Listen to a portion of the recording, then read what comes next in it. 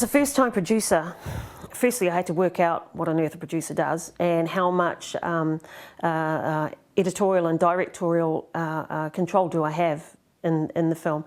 And it was very important for me to tell the truth of Otara as it was, as we experienced it, me and my mates. Over the years, we just heard bad stories, yeah?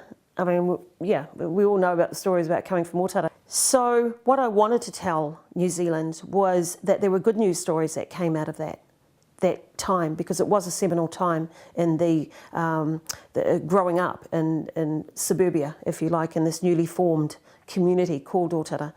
The challenges of the production was trying to get my point of view across to my director, you know, and my creative stuff, because it was my story, and that was a challenge.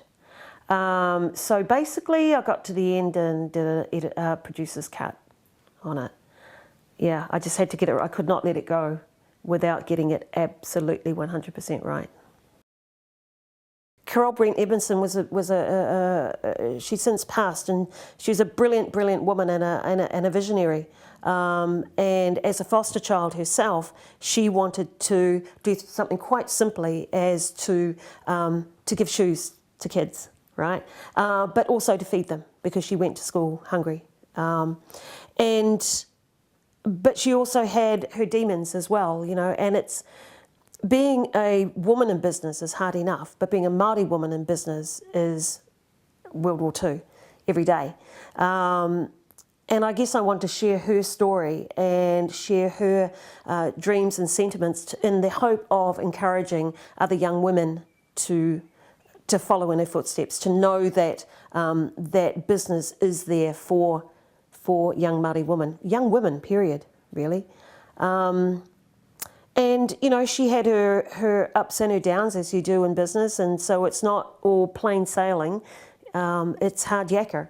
And you get up every day and you don't know if you're going to be in business at the end of the day. That's the journey of an entrepreneur. And so I wanted to show that for her, yeah. Our commissioning editor nearly fell over when I came up with the title. And she says, "I'm not going to take responsibility for this." And I said, "Nah, it's cool. It's really cool." And I guess it was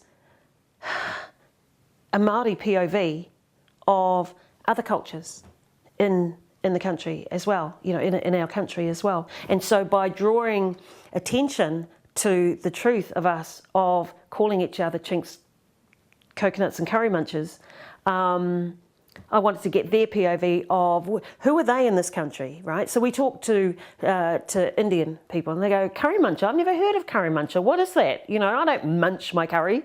And coconuts, you know.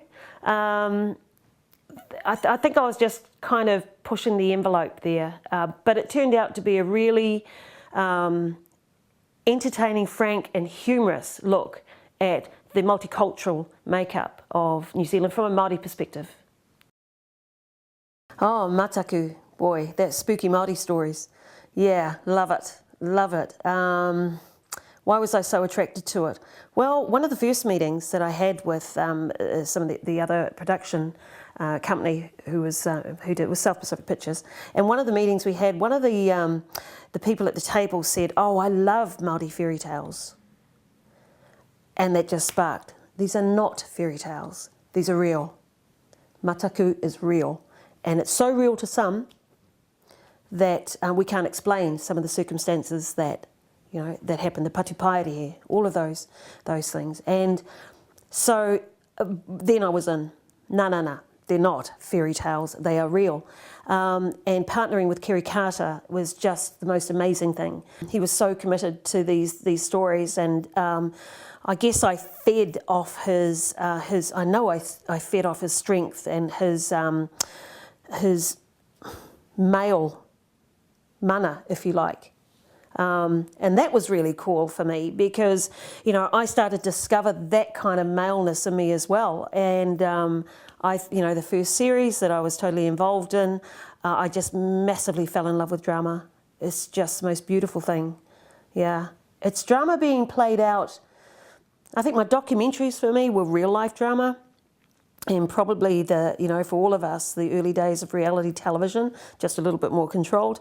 But to create the drama of Mataku was, oh goodness me, it just made me boil, it made me want more. And the best thing about it though is that I started hearing stories, when they went to air, I started hearing stories about these Japanese kids in the university, and they would have Mataku nights, and when the show would come on, they'd be all wrapped up in their sleeping bags with their popcorn, and they would scare the bejesus out of them.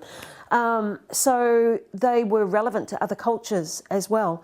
And for that one for me was about romanticising and normalising our beliefs of our demons and our folklore, really. And they are real. Kete Aronui was a joy, was an absolute joy. And I guess what we've captured in that whole series is really the only living contemporary archive of Māori artists and artists who have been influenced by Māori as well. My one directive to my directors is that I would say, I don't want to know up front their whakapapa. I don't want to know the tribe that they come from.